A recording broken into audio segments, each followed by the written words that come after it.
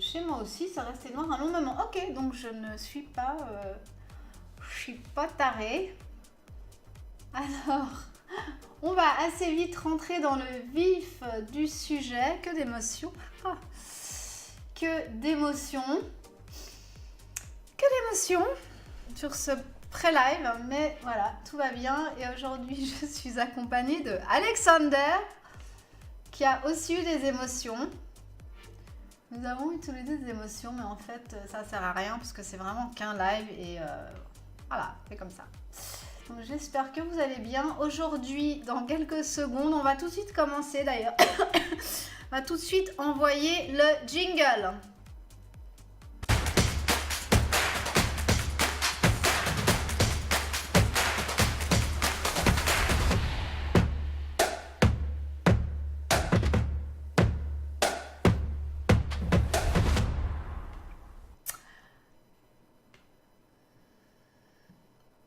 Bonjour à tous et bienvenue sur les Live and Learn du vendredi. C'est pas très régulier ces Live and Learn, je sais pas encore exactement ce que je vais faire là parce que j'avais une idée puis j'ai testé un truc ou deux. Donc l'essentiel c'est que de temps en temps il y a des Live and Learn le vendredi et qu'aujourd'hui j'ai un invité et c'est l'auteur en fait du live streaming Handbook, Peter Stewart, qui est là avec nous. On va parler de plein de trucs assez géniaux. L'interview va être en anglais. Alors je ne sais pas qui d'entre vous a des problèmes en anglais. Est-ce que vous parlez bien tous anglais ? J'espère. Sinon, ça va juste être un tout petit peu difficile de suivre. Mais ceux qui parlent anglais, c'est vraiment ne ratez pas parce que ça va être super intéressant. Et je vais le laisser se présenter. Welcome, Peter. Are you there? Oh, Catherine. Yes. Okay, everything worked perfectly. We had some problems, shooting issues, but we're live now. Welcome, Peter. Thank you so much indeed for having me. I'm really looking forward to the next, 30 minutes, 40 minutes or so. There's so much in. I'm sure between us, we are going to drop so many, what the Americans seem to be calling knowledge bombs about live streaming for personal use, for business use, for brand extensions, publicity, marketing. Yeah. You know, I'm really looking forward to it. Thank you for asking me. Great intro. Thank you. See, I'm going to learn a lot today from you also.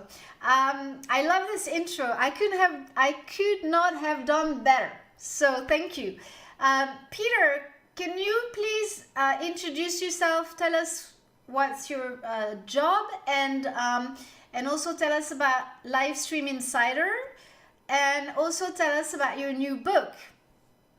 I'd love to, thank you. So my name is Peter Stewart, as you've already said. I'm a journalist with a known British broadcasting company. You may be able to work out, and I'm sure you've heard. I'm sure you've heard of them. With three letters. 3 letters, absolutely. Okay. And I've done a lot of training with broadcasters over the last several decades, and written a few books as well. And this is one of them, Essential Radio Journalism, and this is another one of them, all about radio production and presentation, and I've done some more on TV production and presentation as well. My job at the moment is very much based around live and recorded video for social media for the British broadcasting company for whom I work, and that they're a bit picky about whether I named them or not, but I'm sure you can read between the lines. And what it was I don't know if people understand, but it's a big company, English, British, with 3 letters, but we're not allowed to say the name. So anyway. Go ahead. So streaming came out in 15. I thought to myself, hold on, this is really interesting, because what we've got is the ability to much more easily than ever before present their own video show. And of course, what I had done over the past several decades was to train people on how to put together radio and TV shows. So I suddenly realized that actually there's an opportunity here to spread the knowledge, the information, the experience that I had, and was up till that point giving to professional broadcasters, to give it to the amateur broadcasters. And I mean that in the nicest possible way. So Periscope came out in March 2015, and then by May 2015 I had already put together what was then called Up Your Periscope. There we go, there it is there, and it was okay, great, pretty thick. And at that stage it was just an... Is Periscope still alive though? Well, yes. And by that stage, it was just a self-published ebook, and then I touted that around for various publishers, and then, ladies and gentlemen, here it is. Here is the actual real McCoy, the live streaming handbook, 350 pages. Several hundred links, couple of hundred quotes in there from other people. And so I reckon, I've said, no one's been able to contradict me, the world's first book on how to do live streaming. It's kind of all you need to know, really. Amazing. So that's the history of it. And you can see it on, we're going to see it on the screen quickly. Alex is going to put it on the screen for a second. And what I want to say to people is, because here a lot of people are on their phone, and your book is about how to do live streaming from a phone. So let's get Peter back. And let's I mean, it's both. A lot of the skills and techniques and production processes are the same, whether or not you're coming from a desktop or whether you're coming from a phone. Because of my background in journalism, and I'm often found, well, at the moment, the last few days, I've been out in the snow looking through my window at the moment. It is still snowing at the moment. So I'm very much an exponent of using a mobile phone, what we call mobile journalism, or mojo. I love actually using the phone to go to places that you wouldn't normally go to, and record video from situations and circumstances, breaking news, talking to, perhaps wouldn't actually talk to someone with a great huge video camera on their shoulder, but they are likely to talk to somebody if they're holding up one of these, because that's what they're much more used to. It's much more kind of user friendly. It's much easier for someone to deal with, whether you're the broadcaster, the reporter, or whether you're the guest, the interviewee. However, as I say, a lot of the skills, the factors, the experiences, the tips, the tricks, the hacks, and the tech are exactly the same about structuring a show, about what to say at the beginning, during, and end, about teasing, about promoting, all of this kind of thing, about reversioning your program at the end when you finish.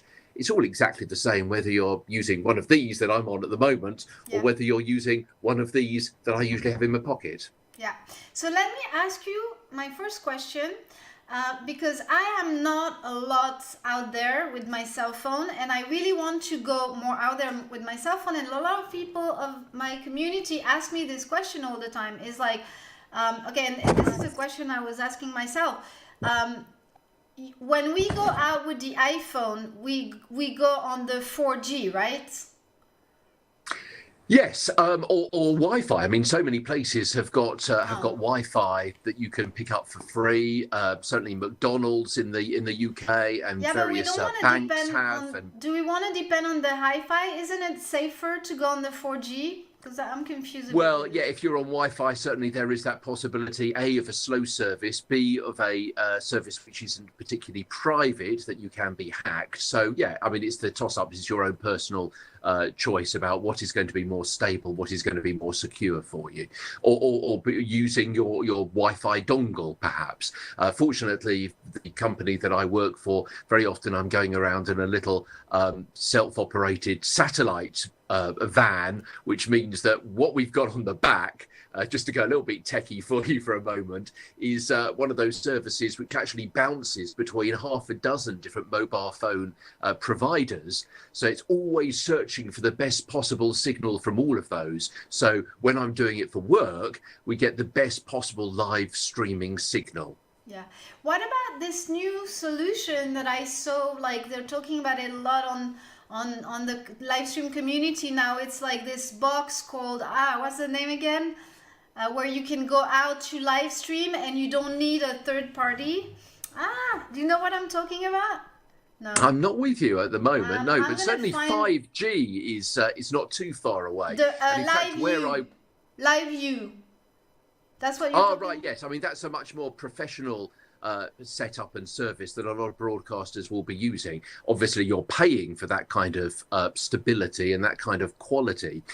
Opposite the building that I work in, just outside London, there is the 5G Research Centre, which I'm led to believe is the biggest of its kind in Europe. And what it's got is all sorts of people working together for live G. So that's the handset providers, it's the network operators, and also it's the content providers as well. So all of those three sets of organizations are working together.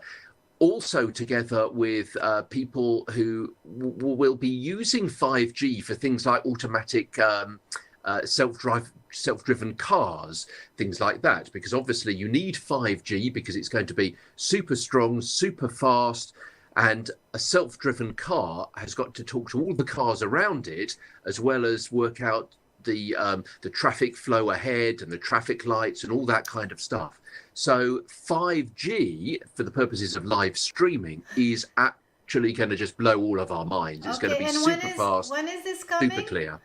When is this coming? Well, I'm led to believe that where I work, we're probably going, well, they are already testing it.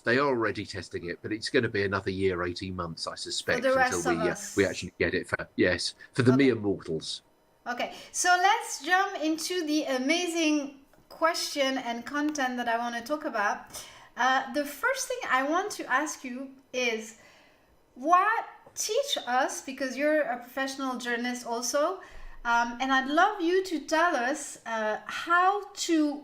what's the greatest way to plan, like for your dream stream, and most of all, how to avoid to do all the big mistakes. How do you do that?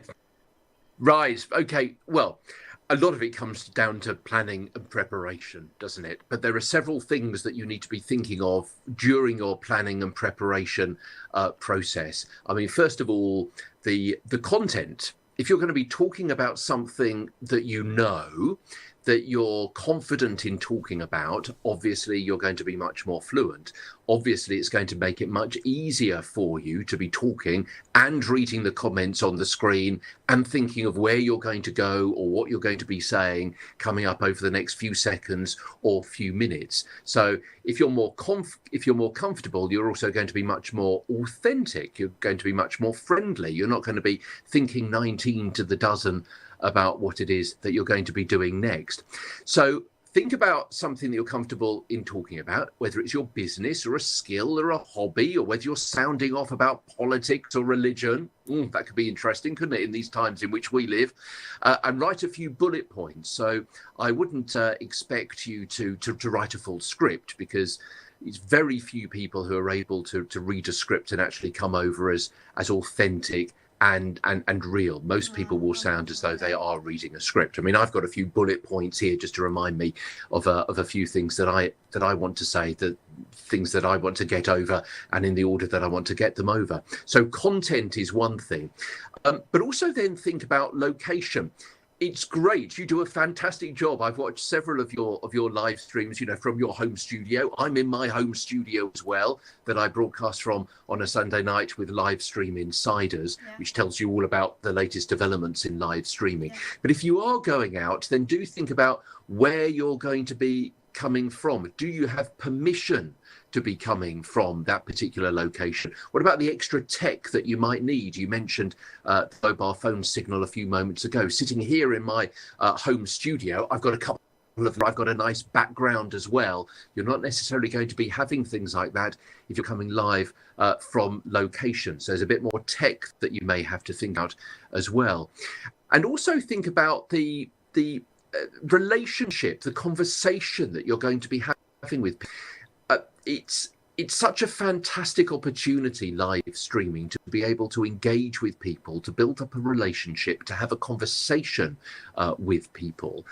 Very often, of course, with Facebook Live, with Periscope, Twitter, things like that, it's very usually, for example, me talking and then reading out the comments on the screen. Obviously, Catherine, you're doing things slightly differently, which means that we can talk to each other and we can hear each other and we can engage like that. But very often when you're out in the field, or if you're doing things on a much more kind of basic level, rather than the professional level that you're doing this with me this afternoon, you've got to think about how to engage people, kind of questions to ask them, what is going to make them watch a little bit longer, what's going to make them type a comment, because all this is really, really important. Yes, you want them to watch the show for longer, but also, particularly in something like Facebook Live, you want them to be engaged, and that's not just the viewing time, it's several other things. So bear with me, and I apologize if a lot of your viewers know this already, but after Facebook has changed its algorithm, it's really important to play the system. So if you do a standard post in Facebook of just text, frankly, it's not worth your while. That ain't going nowhere.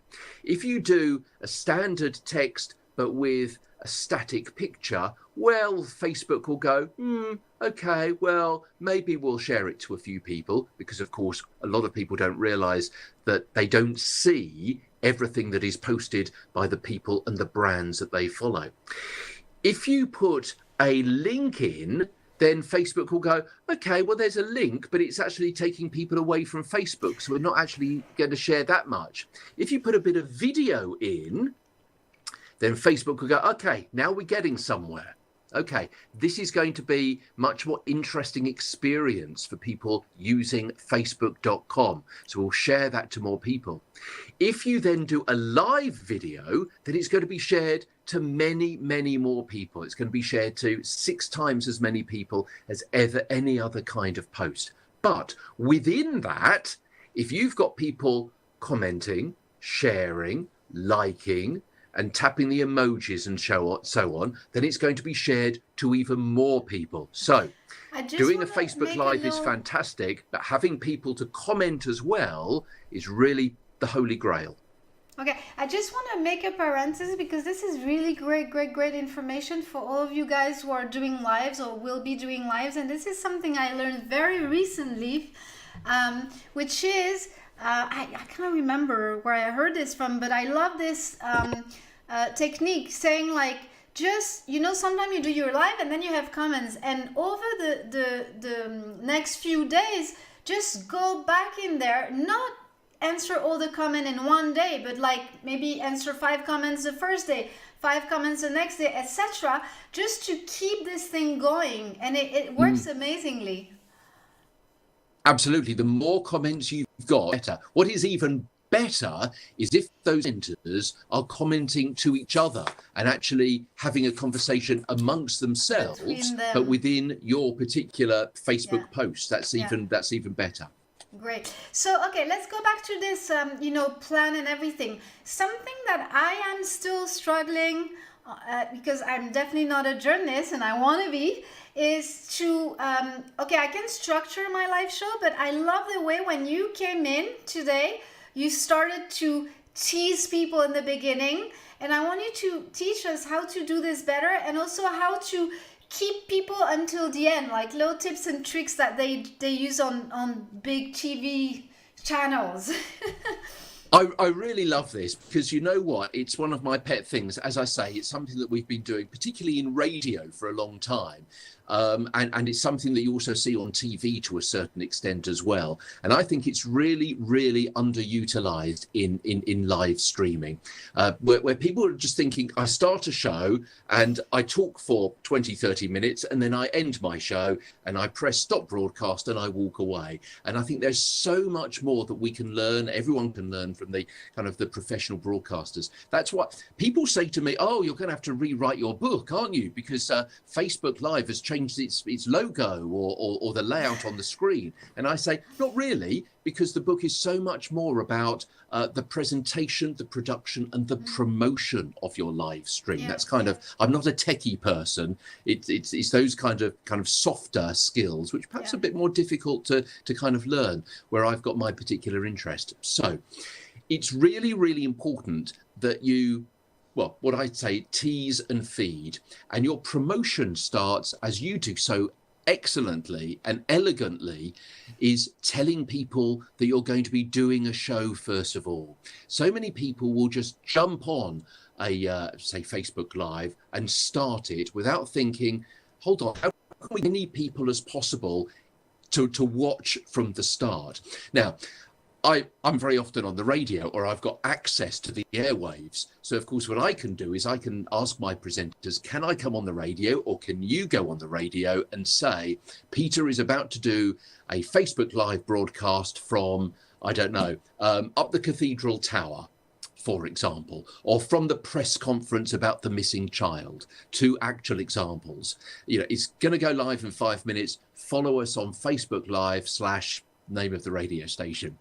And so I've got that automatic exposure or immediate exposure. But even if you don't have access to a radio station, there's so many other things that you can do. You can set up an appointment to watch, as you do, Catherine. So very often I click that and to get that reminder, get that notification. If you're not going really high tech, you know what? If you're using your phone anyway, then why not take a picture or do a little bit of video from where you are, whether it's in your home studio or whether you're out in the field. You can tweet that then and say, I'm going live at, give a specific time. Don't say in 20 minutes, because of course, by the time people see it, they won't know when 20 minutes is. Give a specific time. There are so many free apps that you can get that you can put some really excellent graphics together, the text over the picture that you've taken. I'm coming live from the cathedral. We'll hear the latest about the missing boy in a few moments' time. You can have a picture of the police station or whatever it happens to be. So tease ahead. Okay, that's one thing. Second thing is tease and promote within the show. And that's forward teasing, but don't forget about the backward teasing as well. Let me give you an example. I did some training for Oxfam, the big international charity. And I was talking to them about this. Crisis. Absolutely.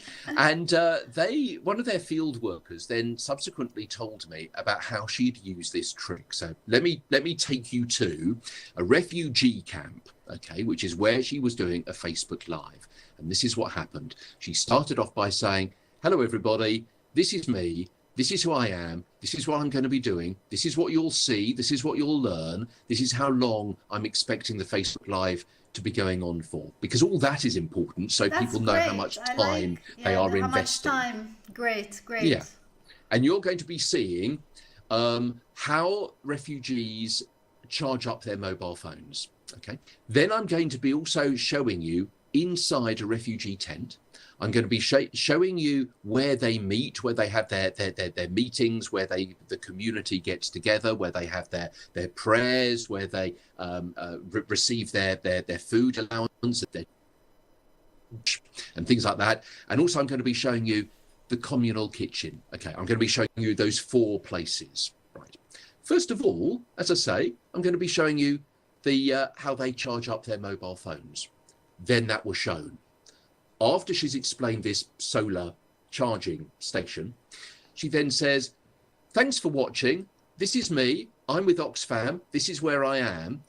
And in a few moments' time, I'm going to be showing you the communal meeting area. If you've just joined, you've just missed the solar mobile phone charging station. I love it. If you've just joined, then what you need to do is keep watching so you can see these other things, but also watch again from the beginning when I finished. Right, let's go to that meeting place. Yeah. Show people around the meeting place. If you've just joined us, I've just shown you the meeting place. Earlier on, I showed you how they charge their mobile phones in the middle of nowhere. If you missed that, you want to see it, watch from the beginning. In a few moments' time, I'm going to be showing you inside a tent. But first of all, let's go to the communal kitchen area. So do you see what I'm... So you're always throwing ahead and you're also throwing back as well. Yeah. It only takes another 5 or 10 seconds. This is really, and you're encouraging people to watch from the beginning all of the time. Great stuff. Like, I'm taking notes because this is really something that I need to improve. And for instance, like one of Pat's, who is here with us now, she has a makeup show, because I was thinking like how we can use it. And like, for instance, she can definitely go and say like, okay, I'm going to show you how to do your eyes, and then how to make your lips look like you're the most beautiful woman in the world. You know, I'm just adapting. So this is really great stuff. And I think that because we're not professional journalists, we don't know how to do this, and we need to learn. So thank you so much. So we're going to go... Two more things that I would mention on this is when you are doing a tour like that, very often people will think, right, when I'm at the solar recharging station, this is what I'll say. And when I'm in the kitchen, this is what I'll say. And when I'm inside the tent, this is what I'll say. I've done my recce. I know where I'm going and what I'm going to be saying at each point. Don't forget, how are you going to get from A to B? You need something to say while you're actually traveling from one location to the next. Also, don't forget about your back promotion afterwards. So I don't know whether this is something we're going to be coming to, but as I mentioned earlier on, very often what people will do is they'll swipe up and they'll stop broadcast, they'll tap finish, and they'll walk away. Don't let all your hard work go to naught. There's more work to be done, but that way you get more juice from the fruit. Because what you can do is save that video to your phone or download it again afterwards. But it's much easier if you've already saved it to your phone. And both Periscope and Facebook Live allow you to do this. Make sure it's posted to those two channels because it's live, but also you want to make sure it's posted there and it's going to stay there. Then it's really easy to slice and dice and cut up that material, and you can perhaps have, let's use our example again from the camp. You could do a 2-minute mini pre-recorded broadcast that you've done that's taken out of the solar place, and you can put that up again next week or next month as a standalone little bit of video, or you can make a little GIF out of that. Or what you can do is you can use that as the basis for a blog post or something like that. Or you can strip out the sound and use that as a podcast. Or you can take some screen grabs and put some text over the top and use it to promote the full show and keep referring back to it so people keep watching it till the end of time. So they're really great ideas. One of them, I do most of them, but one of them did not work for us. Again, maybe we don't know why, but it's like this. We had this news show, social media, and we cut all the news and we purposed them on Facebook, on YouTube, like little 2-3 minutes videos. I was really sure that people are gonna just jump on it, and it's just did not work at all for some reason. So again, you know, it depends who, what, where, whatever, but all the other stuff, we do them, and it's great stuff. Absolutely. Yeah, there are so many different variables, aren't there, about who your target audience is, when they're available, what else is around at the time, what the content is, the duration of the content, how much you've promoted it, and so on. There are so many different variables. But I suppose what we've got to do is to try and be really strong at working out what that problem is and what those differentials are. And obviously by using the experience that you've got, I know, and that I've got as well, using those to try and make them the best of the situation. Absolutely. Okay, so you almost answered all the questions I was going to ask you, so that's great. And now we get into... no, let's do something we want to know. Amazing. I would like to know, you're talking in your book about the 4 kinds of viewers and how to keep them watching for longer. This is really important because this is what we're actually, that's our objective when we do live shows. It's not how many viewers, it's like how many viewers stay until the end, right? So tell us about the 4 kind of viewers and give us all the tricks to keep them. Yeah, so this is something I came up with. It's really easy to think of your audience just as people who start watching you at 0 and finish watching you at 30. Say it's a 30-minute show. But of course, if we only have that for a second and we think that's not completely right, it's not just one block, one mass of people. We've always people tuning in and tuning out all of the time.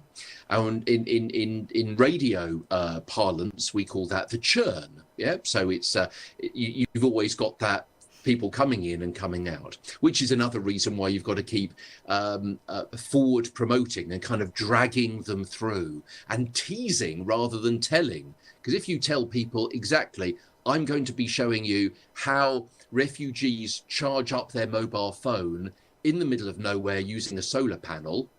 Well, you've already told me. I probably don't need to see a solar panel. But if you tease by saying, I'm going to show you how they charge up their mobile phone in the middle of nowhere without actually saying exactly what it is you're going to show, then people are going to be watching for a little bit longer. Right. So you've got your churn, which is why you've got to keep always forward promoting and back promoting, but also you've got your different kinds of people. And I thought it was really useful in the book to actually put down, kind of segmentize those different groups of people so you can think about them and what you can do to entice them into your show and to get them to watch a little bit longer. So I came up with 4 different names for these 4 different groups. Now, the easiest and the nicest possible group of people are your super fans. So they are going to be watching all of your shows. They're going to be watching from 0 to 30 every single time you are on, and we love them. But yeah, we shouldn't we adore ignore them. We They do. know who they are and we love them. I'm just thanking them now because there's some of them are here with us now. So thank you for my super fans. They're the people that watch for a long time, they comment. So what can you do to show your love, your appreciation back to them? Well, you can follow them back because then they're going to feel loved. You can make sure that you watch their content as well. So you've got that reciprocal viewing. They've been nice to you. So obviously it's a nice human condition, value to do something nice back to them. You can ask them to share because they love you so much, they're probably going to be doing that because they don't mind putting their own personal commendation on your content to their friends and their fans, so they'll probably do that. But also you can give them a little bit of added value and maybe have a private little VIP club. Maybe you can give them certain background knowledge that you're not sharing with everybody else, so they feel a little bit special. Maybe there's some, as I say, some more information you can give them in a closed live stream, or maybe you can give them some money off vouchers or a code or something like that. Maybe if you're in a geographically small area, maybe you can invite them along to, I know, a closed view around the art gallery, for example, or whatever it may be. So those are the super fans. Then you've got what I've called the Johnny come latelys. Which is a phrase that we have here in England, the Johnny come latelys. So they're people that come in and watch, but they're always late. So what you need to do is use that back promotion. So you can say 5 minutes into your broadcast, guys, this is what you've just missed. If you're only here on time, in a nice way, you would have seen this. So now, boy, you've got to watch from the start. That's a bit of a pain. Yeah, so another value of the background, so they know what they've missed. So you're training them to be there on time. Appreciate them, say welcome to them when they arrive. Calling anyone by name is really, really good. But also what you can do perhaps is something like set a question at the end of your show that you're only going to answer at the beginning of the next show. So those people who are always coming in late because they're bad at keeping the time, they will miss that unless they are there on time. And also better promotion as well, to remind people a couple of times we're going, what they'll see and what time it all starts. That's number 2. The third group is the kind of the toe in the water people. These are the people that kind of dip their toe in your live stream, if you get the analogy. And they're not quite sure. They join, they watch for a few minutes and then they leave. Again, a lot of that is down to the promotion within your program, trying to get them to watch a little bit longer.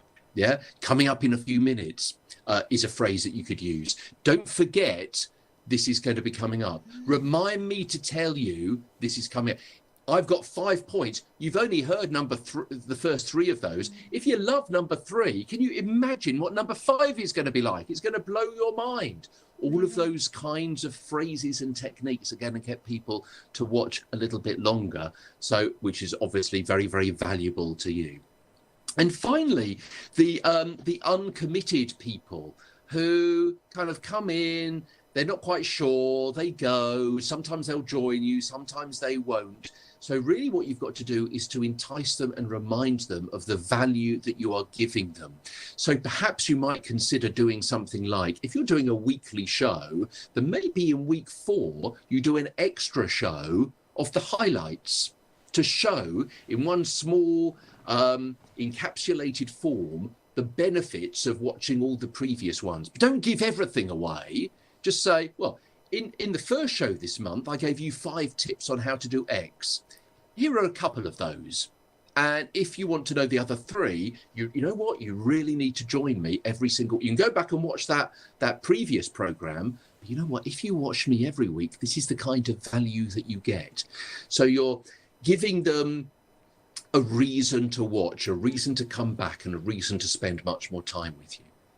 Amazing. I don't know about you guys, people here in my community, but like I'm learning a lot, and this is really one of the pillars that I am missing in my shows, and I'm gonna really practice, you know, all of this.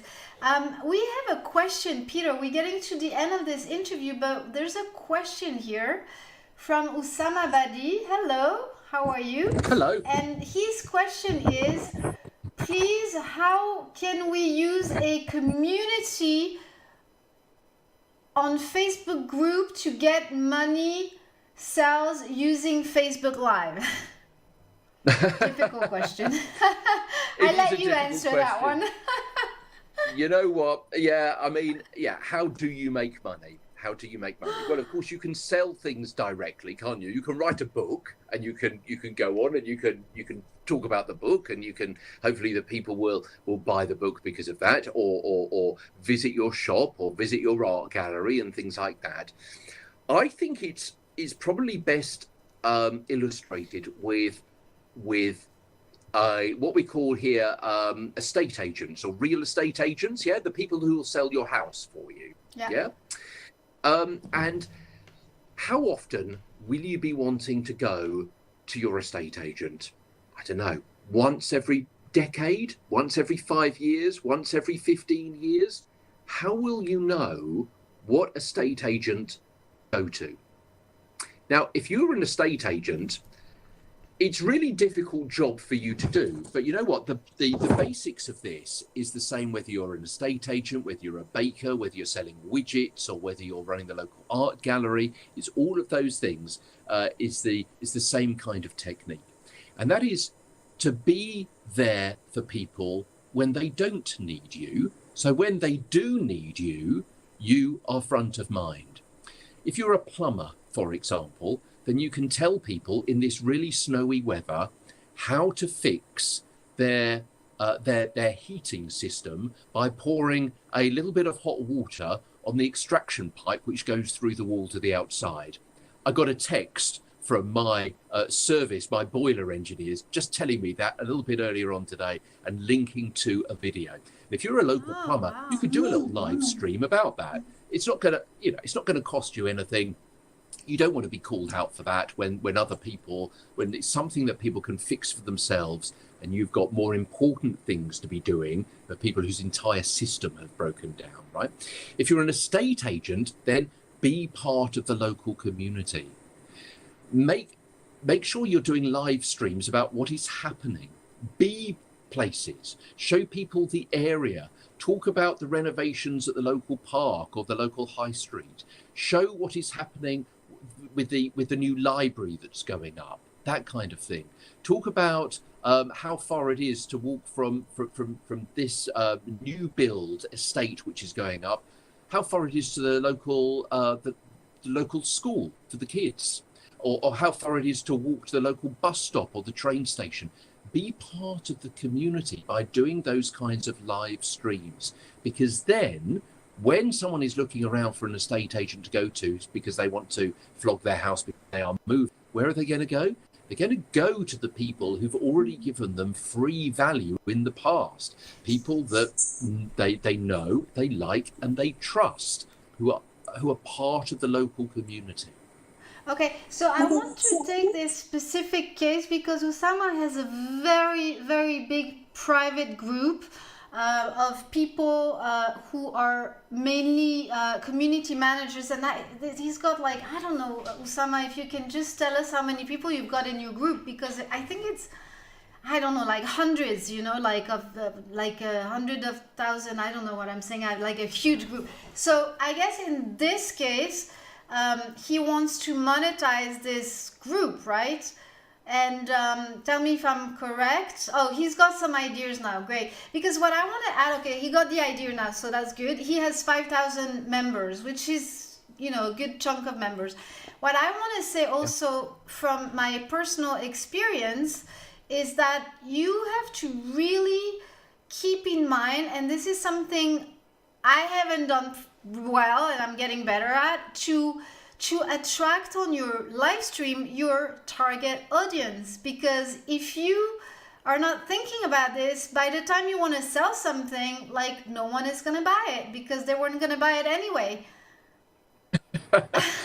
Absolutely, yes. You've got to, you know, so if you're a vet, for example, or if you're doing a show, let's turn it around the other way. If you're doing a show about animals, if you're doing about pet care, or how to choose a tortoise or what to feed a cat and this kind of thing, then what a good place to do is to advertise in the local community, maybe at a vet or at the pet food supplier and things like that. So you need to kind of attract those local people who potentially are your viewers. And yes, if you are a vet, you could be talking about nutrition and about exercise for your animals and so on. And then you can advertise your show in the local pet shop. And you can perhaps do some shows from the dog agility class. That's a great idea. That's a great, you know what? I've never thought of it. Connect with those local groups. I've got some ideas in the book about how you can do that kind of cross promotion. So, for example, if you are somebody that makes pottery, okay, you may be making the pots, but what happens after that? Maybe you then give them to a designer to actually do the designs, the paint and so on. And then what do? Do you sell them yourself? Well, you may not. You may actually sell them in a shop. Okay, well there's two other people that you can link in with to do your live stream, so people can see the whole process. You making the pot, then you can perhaps do a double-headed live stream with the person that decorates them, and then you can show where they are actually sold and how they're displayed, what kind of prices and where they are alongside. And yeah, so you're showing that whole kind of production process.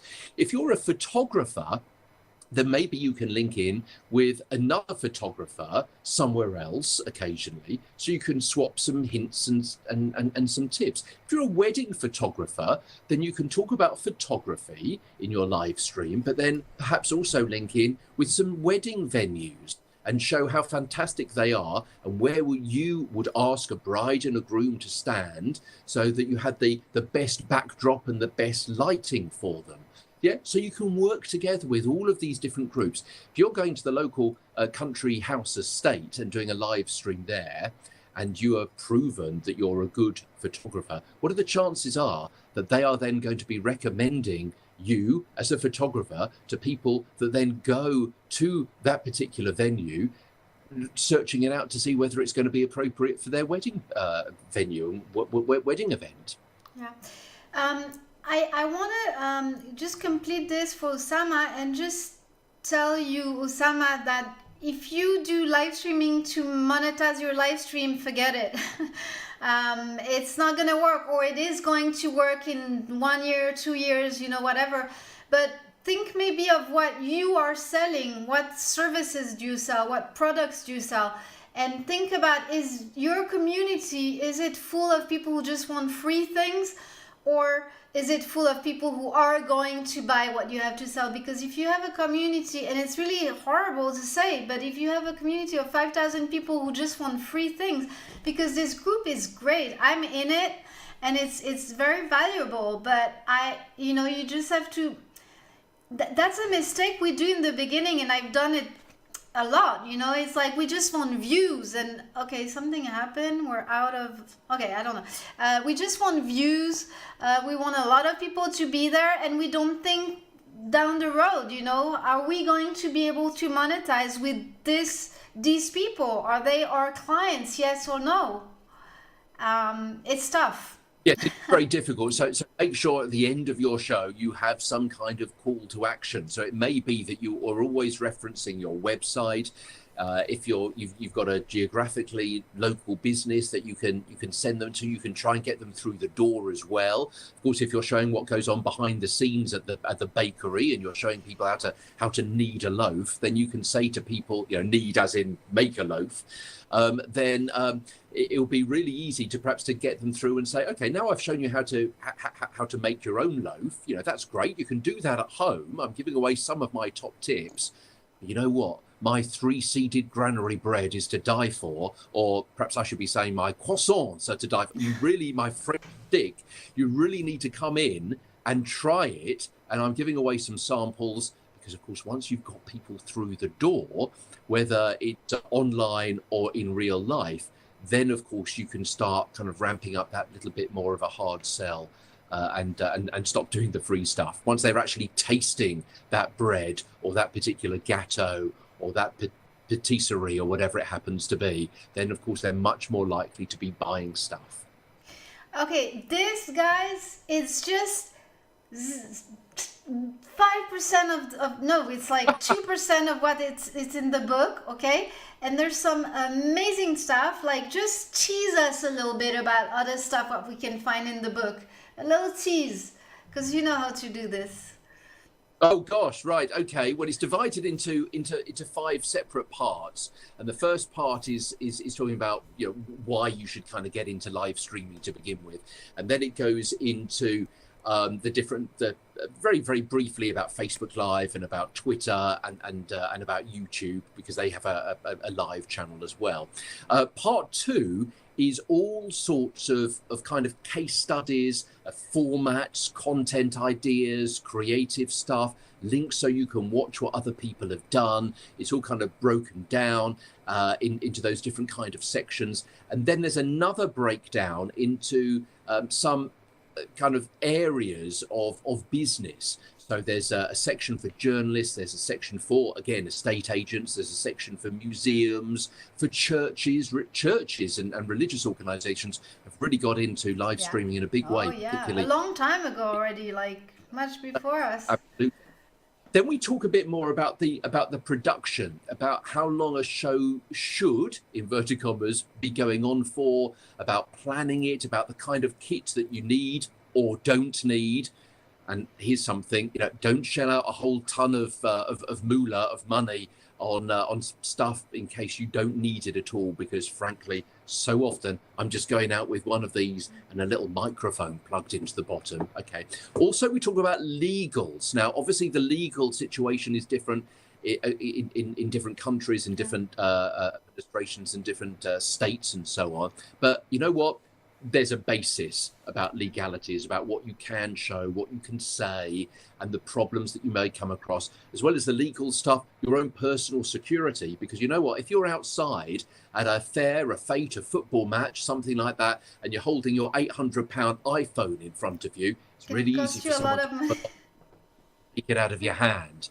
Your own personal security, and also stuff like, what if someone comes round to your house and starts doing a live stream from your house, maybe showing things to the world that you would rather they didn't show? What about kids and privacy and things like that? So we talk about that, just to kind of come up with a few ideas that you may want to think about. Also, particularly if you're live streaming from work, what it's a good idea not to show as well. So that's part 3. Then part 4 is talking about the titles, about comments, about reactions, about notifications. We talk about the role of the presenter, some presentation tips, the role of the producer. I know you have a producer, someone that can keep an eye on things. I don't always. It's very rare. I wish I had Alex with me all the time, but yeah. The different comments, what you can say at the beginning, the middle, and the end of your program. And then part 5 is everything that happens after you press that button that says finish. So it's about the post-show production. As I said earlier on, it's about the most out of the reversioning, the republishing, the replays. You get more juice out of the fruit fibers. Yeah, you've put all that live stream. You might as well make sure that content travels as far as possible. So as I say, 350 pages and a whole load of examples and links and case studies and so on. Let's see it again on Amazon, maybe. Alex, let's show the book again. I bought it. I am reading it right now. I started it. It's great. I haven't finished it yet, but it's really, really, really useful. So thank you, Alex. Can we get Peter back? I don't know how they do it on TV. Like, how they told you the people. What I should say is, hands up, it's a bit pricey, okay? Because I don't want you to go on thinking, well, he never said that. He wasn't upfront about that. I'm being upfront that, you know, it's not a $5.99 paperback. Yeah, but I got it on the Kindle, and it's okay. You know, best one in the world. I haven't written a Harry Potter book. It's not going to sell any millions.